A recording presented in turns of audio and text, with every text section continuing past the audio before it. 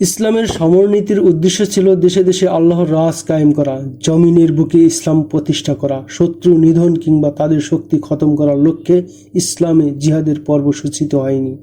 কেউ আনুগত্য স্বীকার করে নিলে কিংবা নির্ধারিত হারে কর প্রদান করলে ইসলাম তার বিরুদ্ধে অস্ত্র ধারণ করেনি। ইরানের অগ্নি পূজারীরা মুসলিম ঝান্ডাবাহীদের হাতে যেভাবে একের পর এক পরাজিত হয়েছে এবং যেভাবে রণাঙ্গনে নাকানি চুবানি খেয়েছে তা অন্য কোনো জাতি হলে বরদাস্ত করতে পারত না। কিন্তু ইরানে মুসলমানদের মোকাবিলায় শুধু অগ্নি পূজারীরা ছিল না, বরং সমস্ত অমুসলিমরা ঐক্যবদ্ধ হয়ে প্রতিরোধ গড়ে তুলেছিল, যাদের সিংহভাগ ছিল আরব বংশোদ্ভূত ইসাইরা। বিভিন্ন রণাঙ্গনে হেরে ইরানিরা এবার কৌশলী ভূমিকা গ্রহণ করে। তারা নিজেরা সামনের সারিতে না থেকে বিভিন্ন গোত্রীয় সৈন্যদের সামনে রাখা শুরু করে, যেমন মাহরান আইনুত তামার ময়দানে করেছিল। অগ্নি পূজারীদের সালাররা পালিয়ে পালিয়ে মাদায়েন গিয়ে জড়ো হতে থাকে। ইরানি নামকরা সালার বহমান যখন মাহরানকে সসৈন্য ফিরে আসতে দেখে তখন তার অন্তরে এত আঘাত লাগে যে তিনি কথা বলতে ভুলে যান, তার মুখ বন্ধ হয়ে যায়। বহমান, ঘাবড়ে যেও না, মাহরান প্রথমে মুখ খুলে বলে। অন্তর সংকুচিত করো না, পরিশেষে বিজয় আমাদেরই হবে। আমি পরাজিত হয়ে আসিনি, পরাজয় হয়েছে বৌদ্ধ গোত্রগুলোর। আর তুমি লড়াই না করেই ফিরে এসেছো, ছালার বহমান উত্তেজিত কণ্ঠে বলে। তুমি এত বড় শহরকে শত্রুদের ঝুলিতে ফেলে দিয়ে এসেছো। তোমার ভাগ্য ভালো যে এখানে তোমাকে শাস্তি দেওয়ার মতো এখন কেউ নেই। শাস্তি যারা দিবে তারা নিজেরাই গৃহযুদ্ধে লিপ্ত। তারা কোনো সম্রাটকে বাঁচাতে দিচ্ছে না। কেউ সিংহাসনের অধিকারী হলেই সবাই মিলে তাকে গুম হত্যা করে ফেলছে। রক্তের হোলি খেলা চলছে এখন রাজপুরীতে। মাহরান ঝাঁঝালো কণ্ঠে বলে, তুমি আমাকে ধমক দিচ্ছ? তুমি কি মুসলমানদের হাতে পরাজিতদের একজন নও? তুমি যদি দৃঢ় হয়ে ময়দানে থাকতে তবে মদিনাবাসীরা এভাবে আমাদের মাথায় চেপে বসার সাহস ও সুযোগ পেত না। পরাজয়ের সূচনা তোমার থেকে হয়েছে। কটাক্ষ না করে বরং আমার প্রশংসা করো, এ কারণে যে আমি সৈন্যদের বাঁচিয়ে নিয়ে এসেছি। আমি এই সৈন্য নিয়ে একদিন মুসলমানদের পরাজিত করব। মাদায়েনে বর্তমানে যত সৈন্য জমা হয়েছে তাদের নিয়ে আমরা একটি চূড়ান্ত লড়াইয়ে অবতীর্ণ হব। মাদায়েনে বর্তমানে সেসব সালার ছিল, প্রত্যেকেই কোনো না কোনো রণাঙ্গনে হযরত খালিদ রাদিয়াল্লাহু তাআলা আনহু-এর হাতে পরাজিত হয়েছিল। বর্তমানে তারা যুদ্ধ করাকে জাতিগত বিষয়ে রূপ দিয়েছিল, নতুবা সেখানে নির্দেশ দেওয়ার মতো কেউ ছিল না। হুকুমদাতা শাহী পরিবারের লোকেরা সিংহাসনের উত্তরাধিকারের প্রশ্নে মুখোমুখি ছিল। কেউ কাউকে ছাড় দিতে চাচ্ছিল না। সকল যুবরাজ রাজমুকুটের নেশায় পাগল ছিল। প্রতিযোগিতায় কেউ এগিয়ে গিয়ে সিংহাসনে অধিষ্ঠিত হলে দুদিন বাদেই তাকে লাশে পরিণত হতে হতো। অনেক যুবরাজ মতলব হাসিলে সালারদের ব্যবহার করতে চেষ্টা করেছিল, কিন্তু সালাররা সাম্রাজ্য হেফাজতের বিষয়টিকে অগ্রাধিকার দেয়। কয়েকজন সালার মিলে ইরান সাম্রাজ্যকে পতনের হাত থেকে বাঁচানোর জন্য আপ্রাণ চেষ্টা করে যাচ্ছিলেন। তারাই মূলত পতনমুখ সাম্রাজ্য ধরে রেখেছিলেন, নতুবা কিসরার রাজপ্রাসাদ হেলে পড়ছিল এবং তা এখন ভূপতিত হওয়ার উপক্রম। হযরত খালিদ রাদিয়াল্লাহু তাআলা আনহু মাদায়েন হতে 400 মাইল দূরে দাওমাতুল জান্দালে অবস্থান করেছিলেন। অগ্নি পূজারী ও ইসাইদের এই খবর ছিল না যে তিনি বর্তমানে আইনুত তামারে নেই। হযরত খালিদ রাদিয়াল্লাহু তাআলা আনহু হীরায় ফিরে যেতে চাচ্ছিলেন, কেননা বিজিত এলাকা হীরার ব্যবস্থাপনা উন্নত করার প্রয়োজন ছিল। দ্বিতীয় মুজাহিদ বাহিনীর বিশ্রামেরও দরকার ছিল। তৃতীয়ত সৈন্যদের নতুন করে ঢেলে সাজাবারও প্রয়োজন দেখা দিয়েছিল। একের পর এক যুদ্ধে ব্যস্ত থাকার কারণে এসব দিককে মন দেওয়ার সুযোগ তার হয়ে ওঠেনি। মুজাহিদদের দুটি দল সক্রিয় ছিল। এক দল প্রত্যক্ষভাবে বিভিন্ন ময়দানে হযরত খালিদ রাদিয়াল্লাহু তাআলা আনহুর নেতৃত্বে বীর বিক্রমে যুদ্ধ করেছিল। আরেক দল ছদ্মবেশে শত্রুদের বিভিন্ন শহরে গোপনীয়ভাবে তৎপর ছিল। এরা ছিল গুপ্তচর বাহিনী। তারা সর্বক্ষণ জীবনের ঝুঁকিতে থাকত। যে কোনো মুহূর্তে ধরা পড়ে প্রাণ হারাবার সম্ভাবনা ছিল তাদের। তারপরও তারা জীবন হাতে নিয়ে নিজেদের দায়িত্ব পালন করত। তাদের কাজ ছিল শত্রুদের গতিবিধি দেখা এবং ইচ্ছা পরিকল্পনা জেনে কখনো লোক মারফত কখনো নিজেরা ঝুঁকি নিয়ে এসে প্রাপ্ত তথ্য জানাতো। ইতিহাসে এই গুপ্তচরদের কারো নাম লেখা হয়নি। তাদের মধ্যে হতে অনেকে ধৃত হয়ে প্রাণদণ্ডে দণ্ডিত হয়। এই বাহিনীর প্রেরিত খবরে হযরত খালিদ রাদিয়াল্লাহু তাআলা আনহু কয়েকবার দুশমনের অতর্কিত হামলা এবং পরাজয় থেকে রক্ষা পান। হযরত খালিদ রাদিয়াল্লাহু তাআলা আনহু দাওমাতুল জান্দালে এলে বিজিত এলাকায় আশঙ্কাজনক অবস্থা সৃষ্টি হয়। মাদায়েনে কিসরার পরাস্ত ও বিপর্যস্ত বাহিনী পর্যস্ত হয়েছিল। লোকজন ছিল ভীত সন্ত্রস্ত। কিসরার সেসব তলোয়ারের জং পড়ে গিয়েছিল যাদের ঝলক ইতিপূর্বে দূর দূরান্তে পৌঁছে গিয়েছিল। তবে 2-4 সালার তখনও ডুবন্ত তরীকে তুফানের কবল থেকে রক্ষা করার জন্য সর্বাত্মক চেষ্টা করে যাচ্ছিল। চলমান এ অবস্থায় এক অশ্বারোহী মাদায়েনে প্রবেশ করে এবং সোজা বাহমানের কাছে চলে যায়। আর কোনো দুঃসংবাদ বাকি আছে যা তুমি এনেছো? বাহমান তাকে জিজ্ঞাসা করে। তুমি কোথা হতে এসেছো? মুসলিম বাহিনী কি মাদায়েন অভিমুখে রওনা দিয়েছে? না, আগন্তুক বলে, মুসলিম বাহিনী চলে গেছে। চলে গেছে? বাহমান ঝাঁঝালো কণ্ঠে জিজ্ঞাসা করে। মনে হচ্ছে তুমি সে সৈন্যদের একজন, মুসলমান ভীতি যাদের পাগল বানিয়ে দিয়েছে। তুমি কি জানো না যে তোমার এই বিভ্রান্তিকর খবরের শাস্তি একমাত্র মৃত্যুদণ্ড? আগন্তুক ঘোড়া থেকে নেমে পড়ছিল। তার আসার খবরে বাহমান বাইরে বেরিয়ে এসেছিল। সে লোকটিকে নিয়ে গিয়ে ভিতরে বসাতে দেওয়ার মতো যোগ্য মনে করছিল না। মৃত্যুদণ্ডের কথা শুনেই লোকটির হাতে ধরা ঘোড়ার লাগাম ছেড়ে দেয় এবং দ্রুত গিয়ে বাহমানের পায়ের উপর বসে পড়ে।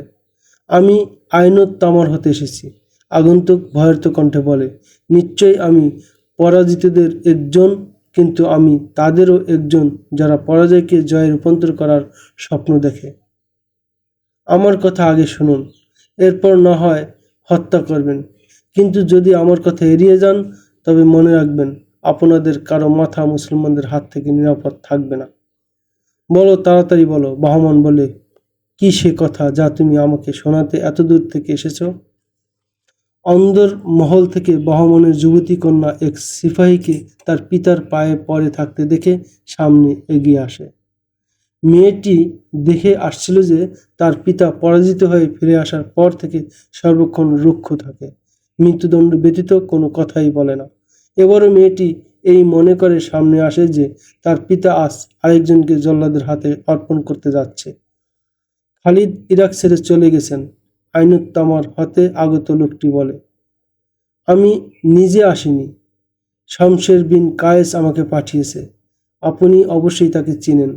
মুসলিম সেনাপতি খালিদ আইনুত তামার অধিকার করে সেখানকার নেতৃস্থানীয় লোকদের হাতে রাজ্য পরিচালনার ভার অর্পণ করেছেন। খালিদ সহ তার সৈন্যদের স্থানীয় জনগণের সাথে সম্পর্ক এত ভালো যে সবাই তাদের অনুগত হয়ে গেছে।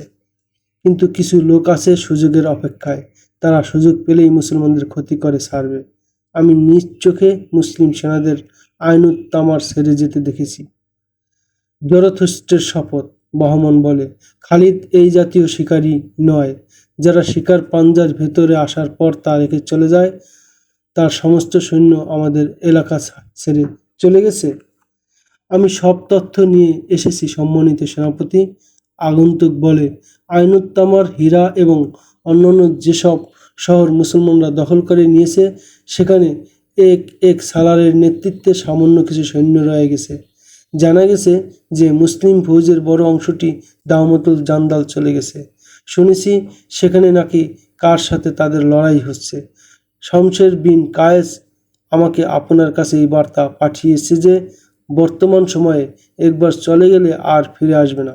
খালিদ ও তার বড় বাহিনীর অনুপস্থিতিতে আমরা আমাদের শহরগুলো সহজেই পুনরুদ্ধার করতে পারি।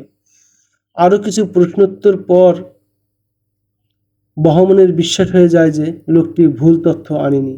বাহমানের জানা ছিল যে দাওমাতুল জান্দাল কত দূরে। সেখানে যেতে এবং গিয়ে ফিরে আসতে অনেক সময়ের প্রয়োজন। তাই সে মনে মনে হিসাব কষে লড়াইয়ের পরিকল্পনা চূড়ান্ত করে ফেলে। তুমি ফিরে যাও, বাহমান লোকটিকে বলে, আর শামশের বিন কায়েসকে বলবে এত বিশাল পুরস্কার তোমার নামে বরাদ্দ করা হয়েছে যার কল্পনাও তুমি করতে পারবে না।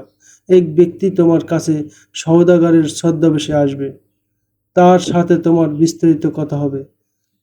আমরা হামলা করার জন্য দ্রুত আসছি, ভেতর থেকে দরজা খোলা, তোমাদের দায়িত্ব থাকবে। কি হয়েছে আব্বুজি? আইনুত তামারের লোকটি ফিরে গেলে বাহমনের কন্যা পিতাকে জিজ্ঞাসা করে, মুসলমানরা কোথায় চলে গেছে? আমার আদরের দুলালি শোনো। বাহমন অন্দরের অতিশয্যে মেয়েকে জড়িয়ে ধরে এবং উৎফুল্ল হয়ে বলে, মুসলমানরা যেখান থেকে এসেছিল সেখানে চলে গেছে। আমি পূর্বেই বলেছিলাম তারা মাদায়েনে আসার দুঃসাহস করবে না। বিজয় যা করার তারা তা করে ফেলেছে। এবার আমাদের পালা। এবার আমি আমার কন্যাকে মুসলমানদের লাশ দেখাবো। কবে? মেয়েটি ছোট বাচ্চার মতো আবেগের সুরে বলে, আমাকে কিন্তু খালিদের লাশ দেখাতে হবে আব্বু। এখানকার লোকেরা বলাবলি করে সে নাকি মানুষরূপী জিন। মেয়েটির বাচ্চা সুলভ কথা শুনে বাহমান হো হো করে হেসে ওঠে। বাহমানের এই বিজয়ী অট্টহাসির ধাক্কা প্রথমে কিসরার শাহী মহলে গিয়ে পৌঁছে।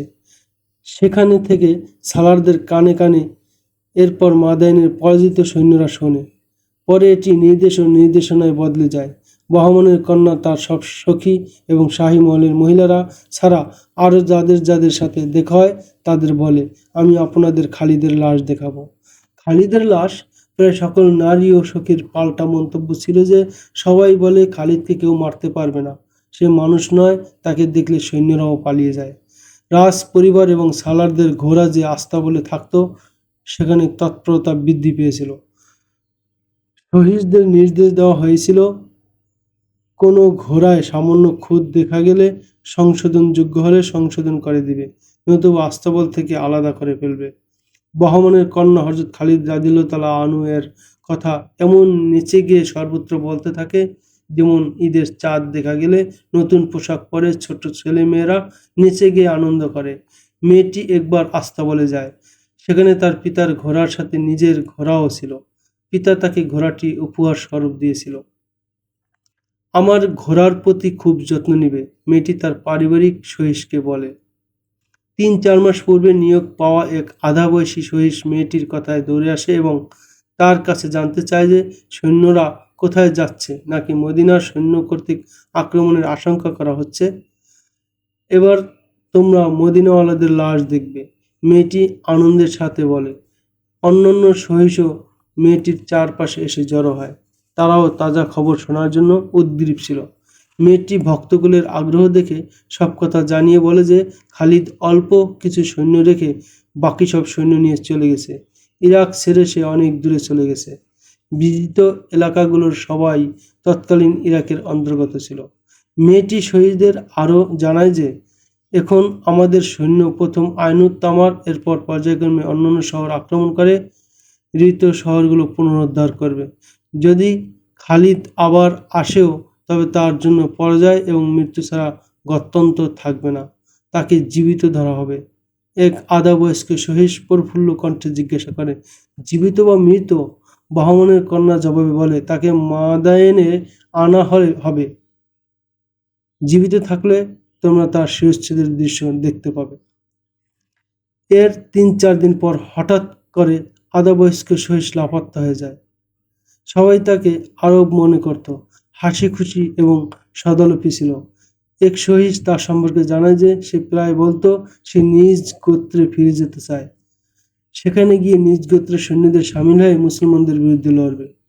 সে তার গোত্রের সেসব লোকদের হত্যার প্রতিশোধ নিতে চায় যারা যুদ্ধে মুসলমানদের হাতে মারা গিয়েছিল। যখন শাহী আস্তাবলে ওই সহিসের লাপাত্তা হওয়া সম্পর্কে আলোচনা চলছে তখন সে মাদায়েন থেকে বহু দূরে চলে গিয়েছে। মাদায়েন থেকে সে বিকালে বের হয়েছিল, তখন কেল্লার দরজা খোলা ছিল। তার কাছে নিজের ঘোড়া ছিল। কেউ জানত না যে সে ঈসাই ছিল না, বরং মুসলমান ছিল। সে ওই এলাকার বাসিন্দা ছিল যে এলাকা ইরানিদের অধিকারে ছিল। সে ছিল মুসান্না বিন হারিসার গুপ্তচর বাহিনীর একজন। সে লুকিয়ে তথ্য সংগ্রহের জন্য মাদায়েনে গিয়ে শাহী আস্তাবলে চাকরি জুগিয়ে নিয়েছিল। বাহমনের কন্যা থেকে লোকটি হযরত খালিদ রাদিয়াল্লাহু তাআলা আনহু এবং তার সৈন্যদের ইরান থেকে রওনা ও মাদায়েনের ইরানি সালারদের পরিকল্পনা বিস্তারিতভাবে শুনে সেদিন বিকালেই মাদায়েন থেকে বেরিয়ে আসে। এই তথ্য বিরাট গুরুত্বপূর্ণ ছিল। সূর্য অস্তমিত হয়ে যখন তার মাঝে এবং মাদায়েন শহর রক্ষা পাঁচিলের মাঝে রাতের কালো পর্দা টানিয়ে দেয়, তখন মুসলিম গুপ্তচর ঘোড়া ছুটিয়ে দেয়। তার লক্ষ্য ছিল আম্বার। সে সেখানে উড়ে উড়ে পৌঁছানোর চেষ্টা করছিল। ঘোড়ার ক্লান্তি অনুভব করলেই কেবল গতি কমিয়ে দিত। পথের মাত্র এক স্থানে সে ঘোড়াকে পানি খাওয়ায়। পরের দিনের সূর্য উঠতে না উঠতে সে আম্বার পৌঁছে যায়। কিছুক্ষণ পর সালার জাবারকন বিন বদরের কাছে বসা ছিল। সে রীতিমতো হাঁপাচ্ছিল। সে হাঁপাতে হাঁপাতে মাদায়েনের অবস্থা তুলে ধরে। আমি সেদিনেই আসতে পারতাম যেদিন আমি বাহমানের মেয়ের থেকে সংবাদটি পেয়েছিলাম, লোকটি সালার জাবারনকে বলে। কিন্তু আমি সেখানে 3 দিন এই দেখার জন্য দেরি করি যে দুশমনরা কি প্রস্তুতি নিচ্ছে এবং তারা প্রথমে কোথায় আক্রমণ করবে। গুপ্তচরটি পরিচয়ে ইতিহাস জৈনিক গুপ্তচর লিখেছে, আর কোনো পরিচয় দেয়নি। মদিনা বাহিনীর এক সালার জাবারকন বিন বদরকে সে যে বিস্তারিত তথ্য সরবরাহ করে তা ইতিহাসের একটি গুরুত্বপূর্ণ অংশ হয়ে রয়েছে। প্রায় সকল ঐতিহাসিক একথা লিখেছেন যে হযরত খালিদ রাদিয়াল্লাহু তাআলা আনহু যখন সালার আয়াজ বিন গানামকে সাহায্য করতে আইনুত তামার রওনা হন, তখন আইনুত তামার হতে এক ইসাই আরব মাদায়েনে এই তথ্য পাঠিয়ে দেয় যে খালিদ ইরাক থেকে চলে গেছে। শোনা যায় তার গন্তব্য দাওমাতুল জান্দাল। এ তথ্য হতে মাদায়েনের অভিজ্ঞ সালার এই অভিমত পোষণ করে যে মুসলমানরা সিংহাসন রাজমুকুট আর লুটতরাজ করার জন্য এসেছিল। বিজিত এলাকার অধিকার ধরে রাখতে তারা নামমাত্র সৈন্য রেখে গেছে। ক্ষুদ্র এই বাহিনীকে সামান্য একটু ধাওয়া দিলেই তারা পালিয়ে যাবে। সে যুগে বেশিরভাগ এমন হতো যে কোনো বাদশাহ বিরাট বাহিনী তৈরি করে তুফানের মতো একের পর এক রাজ্য আক্রমণ করতে এবং গণহত্যা ও লুটপাট চালিয়ে শহরকে বিরানভূমি ও লাশের স্তূপ তৈরি করে চলে যেত। কোনো রাজ্য পুরোপুরি কবজা করতো না। মাদায়েনের শাহী মহলে হযরত খালিদ রাদিয়াল্লাহু তাআলা আনহু এর ব্যাপারেই একই ধারণা করা হয়। কিন্তু হযরত খালিদ রাদিয়াল্লাহু তাআলা আনহু ইরাকের পারস্যের সেসব শহর এলাকা বিজিত হয়েছিল, সেখানে একজন করে সালার ও কিছু সৈন্য তিনি রেখে গিয়েছিলেন। এই বিষয়টি কিসরার সালারদের জন্য উদ্বেগের কারণ হয়ে দেখা দিয়েছিল। সেনাদের মাদায়েন থেকে বের করো এবং একের পর এক হামলা করো। কিসরার দরবার হতে এই নির্দেশ আসে। আমরা প্রস্তুত, শেরজাদ বলেন, যিনি সাবাতের শাসক ছিলেন এবং আম্বারে মুসলমানদের হাতে পরাজিত হয়ে পালিয়ে গিয়েছিলেন। আমরা পূর্ণ প্রস্তুত, মাহরান বিন বাহরাম বলেন, যিনি আইনুত তামার হতে পলাতক হয়েছিলেন। কিন্তু সৈন্যরা প্রস্তুত নয়। অভিজ্ঞ সালার বহমান বলেন, তিনি যুদ্ধে পরাজিত হলেও কিছু অভিজ্ঞতা অর্জন করেছিলেন। কি বলছেন জনাব বহমান? কিসরার তৎকালীন উত্তরাধিকারী বলেন, আমরা কি সৈন্য ও কমান্ডারদের ষাঁড়ের মতো এজন্য প্রতিপালন করছি যে তারা ময়দান হতে পালিয়ে আসবে? যদি এসব সৈন্য এবং কমান্ডারদের শাস্তি দিতে হয় তবে আজই পাঠিয়ে দিন। বহমান বলেন, স্বীয় বাহিনীর অবস্থা আমার মুখে শুনুন। তিনি নিজ বাহিনীর মানসিক অবস্থা যা বর্ণনা করেন তা তৎকালীন ঐতিহাসিক এবং সমর বিশেষজ্ঞদের ভাষায় এমন যে পারস্য সেনাবাহিনীর পুরনো এবং অভিজ্ঞ সদস্যরা বিপুল পরিমাণে বিভিন্ন যুদ্ধে মুসলমানদের হাতে নিহত হয়েছে। অনেকে শারীরিকভাবে অক্ষম এবং প্রতিবন্ধী হয়ে গেছে। বিপুল পরিমাণ সৈন্য যুদ্ধবন্দী। যেসব সৈন্য এবং কমান্ডার সুস্থ ও জীবিত আছেন তারাও মানসিক দিক দিয়ে ভঙ্গুর। মদিনা, খালিদ বিন ওয়ালিদ এবং মুসলমান, এই 3 শব্দ তাদের জন্য ত্রাসের কারণ হয়ে গেছে। তারা এখনও সে ধাক্কা কাটিয়ে উঠতে পারেনি। সরাসরি রণাঙ্গনে গিয়ে যুদ্ধের মুখোমুখি হওয়ার মতো মানসিকতা এখনও তাদের তৈরি হয়নি। তাদের উৎসাহ উদ্দীপনায় চরম ভাটা পড়েছে। ঘোড়ার সংখ্যাও হ্রাস পেয়েছে। বহমান দরবারে আরও জানান, যেসব ইসাই গোত্র তাদের সঙ্গে একাত্ম হয়ে লড়েছিল তাদের অবস্থাও ভিন্ন। মাহরান বিন বাহরাম তাদের আইনুত তামারে যে ধোঁকা দিয়েছে তাতে তারা পারসিকদের সঙ্গে ঐক্যবদ্ধ হতে অস্বীকার করতে পারে। তারপরেও তাদেরকে মিলানোর চেষ্টা করতে হবে, বহমান বলেন। কিন্তু ইরান বাহিনীতে হাজার হাজার সৈন্য ভর্তি করতে হবে। আমাদের বাহিনীতে নতুন রক্তের দরকার। আমরা নয়া সেনাদের বলবো, মুসলমানরা তাদের সাম্রাজ্য, তাদের আত্মমর্যাদাবোধ এবং তাদের মাযহাবকে যুদ্ধের আহ্বান জানাচ্ছে। যদি তারা মুসলমানদের পৃথিবী হতে বিলুপ্ত করতে না পারে তাহলে তাদের উপর জরথুস্টের গজব নাজিল হবে। তাদের যুবতী ও কুমারী নারীদের মুসলমানরা বাদী বানাবে। এত বেশি সৈন্যের প্রয়োজন কি? মাহরান বিন বাহারাম জিজ্ঞাসা করে। জানাতে গেছে যে প্রত্যেক স্থানে মুসলমানরা এসে নামমাত্র, প্রতি শহর এবং কেল্লায় আমাদের লোক বিদ্যমান। সেজ্জাদ বলেন, বর্তমানে তারা মুসলমানদের কর্মচারী, কিন্তু যখন তারা জানতে পারবে যে ইরান বাহিনী শহর অবরোধ করতে আসছে, তখন তারা ভেতর থেকে কেল্লার দরজা খুলে দেবে। বহমান সেজ্জাদের কথা পূর্ণ করে বলেন, তোমরা মিথ্যা আশার উপর ভর করে যুদ্ধ করতে চাও? আমি বিশ্বস্ত সূত্রে জেনেছি মুসলমানরা বিজিত এলাকার লোকদের সঙ্গে এত ভালো ব্যবহার করে যে তাদের সঙ্গে কেউ বিশ্বাসঘাতকতা করে না। যদি বিজয়ীরা বিজিত এলাকার যুবতী সুন্দরী নারীদের প্রতি চোখ তুলে না তাকায় এবং তাদের জানমাল ইজ্জতের নিরাপত্তা দেয়, তাহলে লোকজন এমন বিজয়ীদের সঙ্গে কখনো বেইমানি করবে না। তারপরও এত বেশি সৈন্য প্রয়োজন নেই, শাহী পরিবারের এক সদস্য বলে। এটা সেসব সালারদের জিজ্ঞাসা করুন যারা মুসলমানদের হাতে পরাজিত হয়ে এসেছে। বহমান বলেন, আমি তো একথা বলি যে মুসলমানরা যত বেশি সংখ্যায় কম হয় তত বেশি শক্তিশালী হয়ে ওঠে। আমি কোনো ঝুঁকি নিতে চাই না। আমাদের এটাও খেয়াল রাখার দরকার, মুসলমানরা প্রত্যেক স্থানে কেল্লার মধ্যে থাকবে। তাদের পরাস্ত করতে আমাদের 5-10 গুণ বেশি সৈন্য চাই। আমি জবাবি হামলাকে চূড়ান্ত যুদ্ধের রূপ দিতে চাই। এটাও মনে রাখতে হবে, আমরা একদিনেই মুসলমানদের হাত থেকে শহর পুনরুদ্ধার করতে পারবো না। মুসলমানরা একবার মোকাবিলায় জমে গেলে আমাদের 1 মাস পর্যন্ত অবরোধ চালিয়ে যেতে হবে। এ সময় খালিদ স্বীয় বাহিনী সহ ফিরে আসতে পারে। সে ফিরে আসলে যুদ্ধের পুরো চিত্র বদলে যাবে। আমাদের সৈন্য বেশি হলে যুদ্ধে আমাদের নিয়ন্ত্রণে থাকবে। আমরা সৈন্য প্রস্তুত করে তাদেরকে কয়েকটি ভাগে বিভক্ত করব এবং একই মুহূর্তে সবখানে আক্রমণ করব। খালিদকে ঠেকানোর কোনো ব্যবস্থা নেওয়া যায় না? ইরানের বর্তমান সম্রাট জিজ্ঞাসা করে। এ ব্যবস্থাও আমার মাথায় আছে, বহমান বলেন। নজর রাখার জন্য চতুর্দিকে দ্রুতগামী অশ্বারোহীদের সরিয়ে দেব। খালিদ কোনো দিক থেকে আসলেই আমি জেনে নেব। তখন আমি ইরাক হতে দূরে গিয়ে তার পথ আটকে দেব। বহমানকে ব্যাপক ক্ষমতা দেওয়া হয়। তিনি স্বীয় বাহিনীর সেসব সৈন্যদের বেশি গুরুত্ব দেন যারা মুসলমানদের বিরুদ্ধে বিভিন্ন ময়দানে লড়েছিল। এর পাশাপাশি সৈন্য সংখ্যা বৃদ্ধি করতে নতুন সৈন্য ভর্তির ব্যবস্থা নেওয়া হয়। যুবকদের এমনভাবে উত্তেজিত করা হয় যে তারা নিজ নিজ হাতিয়ার ও ঘোড়াসহ সেনাবাহিনীতে যোগ দিতে থাকে। ইসাইদের বিশেষ গুরুত্ব দিয়ে ফৌজে সামিল করা হয়। ইসাই গোত্রনেতাদের মাদায়েনে তলব করে বলা হয়, খালিদ নিজ বাহিনী নিয়ে ইরাক থেকে চলে গেছে। মুষ্টিমেয় যেসব মুসলমান রয়ে গেছে তাদের এখনই খতম করতে হবে। যারা যান নিয়ে পালিয়ে যাবে তাদের দশাও এত করুণ করে দিতে হবে যেন মরুভূমিতে ধুকে ধুকে মরে। বনু তাগাল্লুব হতে এবার এ আশা নেই যে তারা আপনাদের হয়ে লড়বে।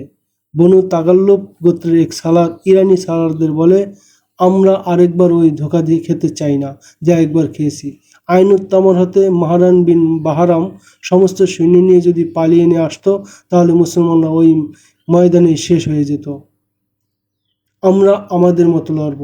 আমরা মুসলমানদের থেকে আমাদের নেতা আক্কা বিন আবি আক্কার হত্যার প্রতিশোধ নিব। আমরা আপনাদের সাহায্য এবং সঙ্গ ব্যতিরেকেই মুসলমানদের পরাস্ত করতে পারি। তোমরা তোমাদের মতো আলাদা লড়বে। বহমান ভুরু কুঞ্চিত করে জিজ্ঞাসা করে, এর ফল কি এই হবে না যে মুসলমানরা আমাদের উভয় দলকে পৃথক পৃথকভাবে পরাজিত করবে? লড়ব আপনাদের সাথেই কাঁধে কাঁধ মিলিয়ে, বনু তাগাল্লুবের নেতা বলে। বিবেক আমার নিয়ন্ত্রণেই আছে। মুসলমানরা আমাদের উভয়ের দুশ্মন। আমরা আপনাদের সঙ্গে থাকবো ঠিকই, কিন্তু আপনাদের উপর ভরসা করব না। খালিদের শির আমাদের চাই। খালিদ এখানে নেই, মাহরান বিন হারাম বলে। সে চলে গেছে।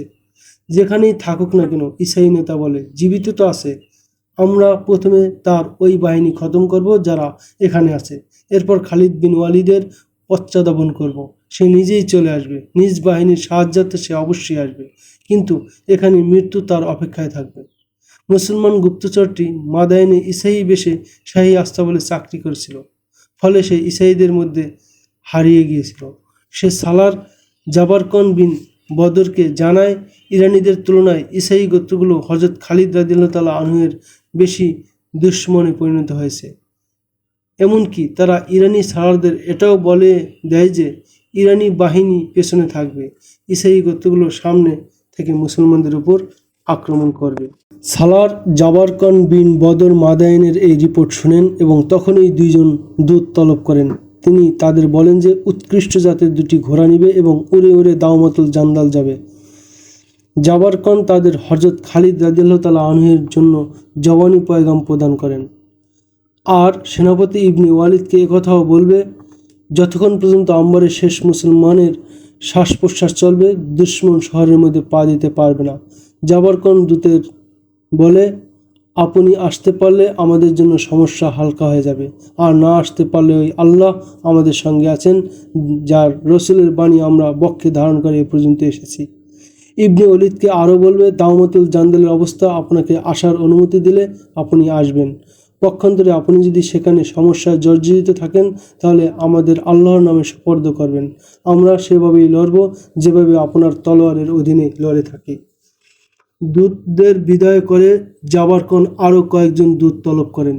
প্রত্যেকে তার গন্তব্য বলে দেন। দূতদের নির্দিষ্ট শহরে যাওয়া এবং সেখানে সালারদেরকে বলা দরকার ছিল যে হযরত খালিদ রাদিয়াল্লাহু তাআলা আনহুর অনুপস্থিতিতে দুশমনরা কি ফোন দিয়ে এসেছে, তারা হামলার পরিকল্পনা করেছে। বার্তায় জাবারকন একথাও বলেন যে তিনি দাওমাতুল জান্দালে দূত পাঠিয়ে দিয়েছেন। যদি সেখান থেকে সাহায্য না আসে, তাহলে আমরা একে অপরকে সাহায্য করার চেষ্টা করব। মুসলমানদের জন্য বড়ই মারাত্মক অবস্থা সৃষ্টি হয়েছিল। শত্রুর মোকাবিলায় সৈন্য আগে থেকেই কম ছিল, যারা ছিল তারাও বিক্ষিপ্ত ছিল। এ অবস্থায় শত্রুরা একই সময় মুসলমানদের অধিকারভুক্ত শহরগুলোতে একযোগে অবরোধ করলে তাদের পক্ষে একে অপরের সাহায্যে যাওয়া সম্ভব হতো না। উভয় পক্ষে জোর তৎপরতা শুরু হয়ে যায়। এই গোত্রনেতা প্রত্যেক বসতিতে গিয়ে গিয়ে যুবকদের একত্রিত করতে শুরু করে।